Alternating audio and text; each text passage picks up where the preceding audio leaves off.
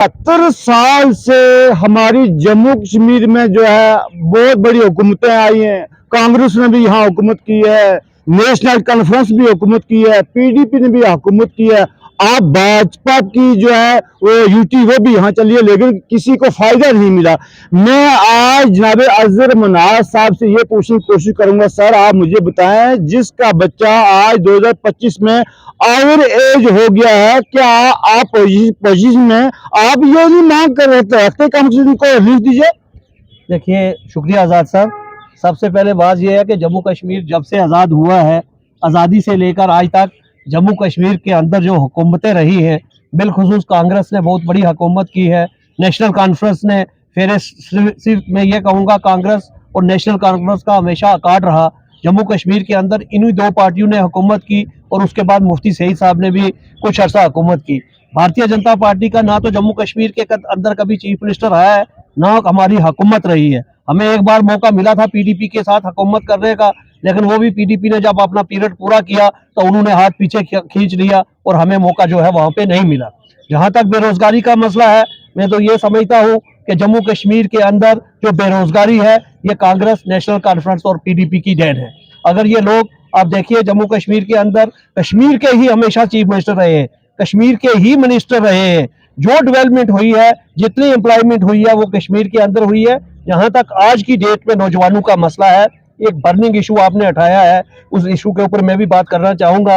क्योंकि जब सरकारें नहीं होती हैं, जब सरकारें ओपोजिशन में होती है या जो रोड पे होती है, लोगों के मसाइल सुनती है, उस वक्त सरकारें, लोग ये कहते हैं लीडर्स कि हमारी सरकार बनेगी, हम बेरोजगार जो नौजवान पढ़े लिखे जो एमएससी हैं, बीएड है, पीएचडी है, स्कॉलर है, उन लोगों को जो है बता देंगे, मतलब जो है मंथली जो है उनको जो है वो 3,000, 5,000 या 10,000 दिया जाएगा। लेकिन जब लोगों की सरकारें बन जाती थी, यही उमर अब्दुल्ला साहब कहते थे कि हमारी सरकार बनने के बाद, नेशनल कॉन्फ्रेंस की सरकार बनने के बाद जितने पढ़े लिखे लोग हैं उनको स्टेफन दिया जाएगा। क्या आज उमर अब्दुल्ला साहब उसके ऊपर बात करते हैं? उमर अब्दुल्ला साहब को चाहिए थी गाड़ियां, उमर अब्दुल्ला साहब को बनना था चीफ मिनिस्टर, वो बन गए। उमर अब्दुल्ला साहब ने जो लोगों के साथ वादे किए थे, आज वो वादे कहाँ हैं? जिन लोगों ने बीजेपी को वोट दिया, यानी 22-24 हजार वोट बीजेपी को मिला है, मैं आपसे पूछ जाने की कोशिश करूंगा, तो क्या बीजेपी का रूल खत्म हो गया? जिन लोगों ने बीजेपी को वोट दिया वो क्यों नहीं खामोश? बीजेपी अपोजिशन में कल भी थी, आज भी है, और हम हर दिन आप देखते हैं कि हम अपोजिशन की बात करते हैं। देना सरकार ने है, जो सरकार बनी है, देना उसका फर्ज होता है। लेकिन हमारा मसला ये है कि अपोजिशन के लोग आवाज उठाते हैं। हम हमेशा से ये आवाज उठा रहे हैं कि सरकार के मैनिफेस्टो में जो चीजें लिखी गई थी वो लोगों को मिलनी चाहिए। बिजली लोगों को फ्री मिलनी चाहिए, राशन फ्री मिलना चाहिए, गैस सिलेंडर फ्री मिलना चाहिए। 1 लाख कहा था इन्होंने कि 1 साल के अंदर हम 1 लाख नौजवानों को नौकरियां देंगे। 1.5 साल हो गया है। मैं उन लोगों से ये पूछना चाहता हूँ, बीजेपी ने 24,000 वोट लिया, इसमें कोई बड़ी बात नहीं है, लेकिन हमारे लोगों ने 40,000 वोट तो आजाद उम्मीदवार को भी दिया है, कांग्रेस को भी दिया है। आज वो कांग्रेस जिसको हमारे लोगों ने वोट दिया है, वो लोग कहाँ हैं?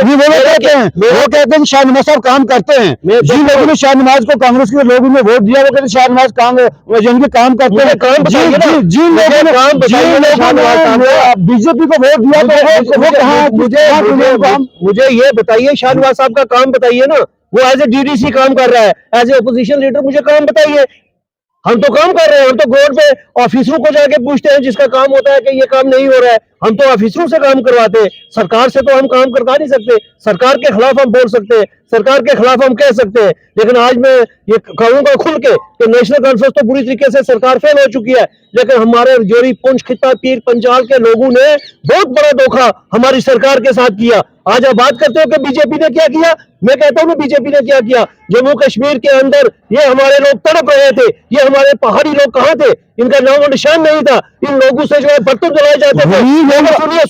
सुनिए बात सुनिए कि आज अगर भारतीय जनता पार्टी ना होती तो यहाँ पर जो एसटी का दर्जा मिला है, आज हमारे भाई डॉक्टर जा रहे हैं, आज हमारे भाई इंजीनियर जा रहे हैं, आज जगह जगह पे देखिए आज हमारे भाई डॉक्टर जा रहे हैं। जो हमारा भाई कभी डॉक्टर का ख्वाब हमारा गरीब पहाड़ी नहीं दे सकता है, आज भी वो डॉक्टर बन रहा है। ये सब भारतीय जनता पार्टी की देन है। भारतीय जनता पार्टी की सेंटर स्पॉन्सर स्कीमें, जम्मू कश्मीर के अंदर जितनी डेवलपमेंट, यहाँ एक पुल के लिए लोग तरसते थे, एक ट्रांसफार्मर के लिए लोग पाइप के लिए तरसते थे, लेकिन भारतीय जनता पार्टी गवर्नमेंट ने यूटी के अंदर काम किया है।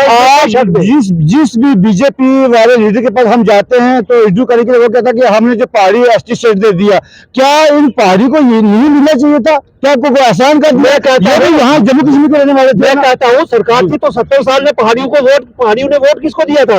नेशनल कॉन्फ्रेंस को। पहाड़ियों ने वोट किसको दिया था? कांग्रेस को।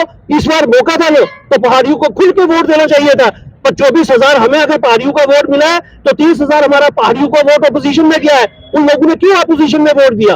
क्यों कांग्रेस को वोट दिया? क्यों चौधरी मोहम्मद अकरम को वोट दिया? आज भी ये लोग अगर हमारे पहाड़ी एकजुट होते तो आज जम्मू कश्मीर के अंदर भारतीय जनता पार्टी की सरकार होती, आज भारतीय जनता पार्टी का चीफ मिनिस्टर होता। आज वो क्वेश्चन आप मुझसे कर सकते थे कि यहाँ पर लोगों की नौकरियां की नहीं, क्यों नहीं लग रही? हमारे लोगों ने बड़ा धोखा किया। लेकिन मैं फिर भी लोगों को कहूंगा कि आने वाले दौर में जो भी इलेक्शन हो, जो भी इलेक्शन आने जा रहे हैं, उसमें आप भाजपा का साथ दें। जहां तक बात डिलिमिटेशन, इसमें जो है सेंसिस होने जा रहे हैं 2026 को, मैं गवर्नमेंट ऑफ इंडिया से और इलेक्शन कमिश्नर से ये गुजारिश करूंगा कि सेंसिस जो आज तक नहीं हुए 2011 के बाद, लोगों को सख्त परेशानी है। एक कुंभा के 4 कुंभा बन चुके हैं, लोगों के पास राशन कार्ड नहीं है, पीएमवाई के मकान लेने के लिए राशन कार्ड की जरूरत है, वो नहीं है। मैं सरकार से गुजारिश करूंगा इलेक्शन कमीशन से फौरी तौर पर सर्वे किया जाए और सर्वे के बाद डिलिमिटेशन होनी चाहिए, पंचायतें बननी चाहिए, पंचायतों के अंदर वार्ड बनने चाहिए। म्यूनसिपैलिटी में जहां 13 वार्ड है वहां 17 होने चाहिए, जहां 17 है वहां 20 होनी चाहिए, क्योंकि पॉपुलेशन के साथ साथ सेंसस के साथ साथ डिलिमिटेशन होना जरूरी है। मैं सरकार से यह भी कहूंगा कि जब तक डिलिमिटेशन नहीं होगी तब तक किसी किस्म का कोई भी इलेक्शन जो है अनाउंस नहीं होना चाहिए। फिर मुद्दे पे आते हैं। इनके कहने का मतलब यही है मेरा कि जो जिसका बच्चा, जिस बाप ने माँ ने अपनी जमीन बेच कर बच्चे को पढ़ाया, क्या आप आप ज्यादा मांग ये नहीं कर सकते कि उनको रिलीफ दी जाए? देखिए, बहुत बड़ा मसला ये है। कहते थे, आज भी कहते हैं, इससे पहले भी कहते रहे हैं, हमारे जीते हुए जो एमएलए वो भी यही कहते हैं। मैं फिर सरकार से गुजारिश करूंगा, एक जनरल इशू है, स्टेफन तो देना चाहिए भाई, इसमें हम कहाँ कहते हैं ना दे। अब उमर अब्दुल्ला सरकार ने देना है, कैबिनेट में उन्होंने अप्रूव करना है, ये कैबिनेट का मसला है, उनको करना चाहिए। मैं तो ये कहूंगा कि उनके कैबिनेट के मंत्री जितने भी है इस वक्त जो है लूट खसूट चल रही है। इतनी करप्शन जो है इस सरकार के अंदर 1.5 साल में हमने देखी है, यह तो हमने कभी देखी नहीं है। जब जब नेशनल कॉन्फ्रेंस की सरकार आई, जब जब कांग्रेस की सरकार आई, जम्मू कश्मीर के अंदर करप्शन की रेशो जो है वो बढ़ी है, इसमें कोई शक नहीं है। तो उसके बाद जिनके आप पोजिशन लीडर है ना, तो आप मांग गवर्नमेंट तो मांग कर सकते हैं ना पहाड़ियों को, जिन्हें यानी कि 24 आप कहने का मतलब यहाँ से 24,000 वोट गया है, तो 24,000 वोट वो जाएंगे चौधरी अकरम साहब के पास जाएंगे? नहीं जाएंगे। किसी को के पास जाएंगे? नहीं जाएंगे। किसी को 24,000 लोगों के लिए 24/7 भारतीय जनता पार्टी का कार्यकर्ता यहाँ खड़ा है। भारतीय जनता पार्टी का एक डिसिप्लिन है, हमारी एक पूरी टीम है।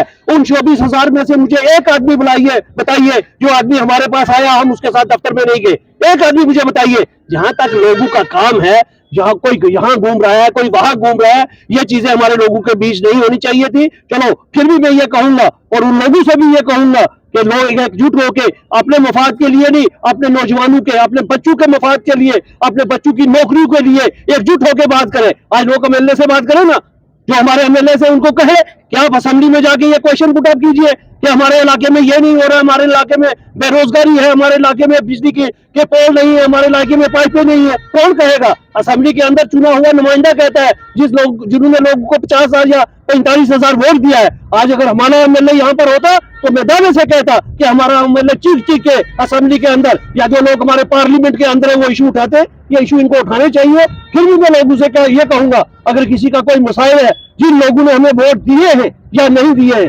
भारतीय जनता पार्टी ये कभी नहीं कहती है कि ये लोगों ने हमें वोट दिए हम इनके काम करेंगे। जितने लोग यहाँ के सुप्रीम कोर्ट के निवासी 1,12,000 हमारा वोट है, हम तमाम लोगों की खिदमत के लिए 24/7 भारतीय जनता पार्टी का एक कार्यकर्ता होने के नाते हम यहाँ पे खड़े हैं। भारतीय जनता पार्टी ने मुल्क के अंदर भी काम किया है, हम यहाँ भी काम कर रहे हैं, आने वाले वक्त में भी जितना हो सकेगा हम लोगों के लिए यहाँ पर इकट्ठे हैं। ये तो मेरे साथ अजहर मुना साहब, इनका यही बहुत बड़ा इल्जाम है। ये कह रहे हैं कि कम से कम जिस नुमाइंदे को यहाँ तहसील सुप्रीम कोर्ट से यानी कि अपनी कंस्टिट्यूंसी से एमएलए बनाकर भेजा है, तो उनको बात करनी चाहिए जो ओवर एज हो चुके हैं नौजवान रिलीफ के लिए।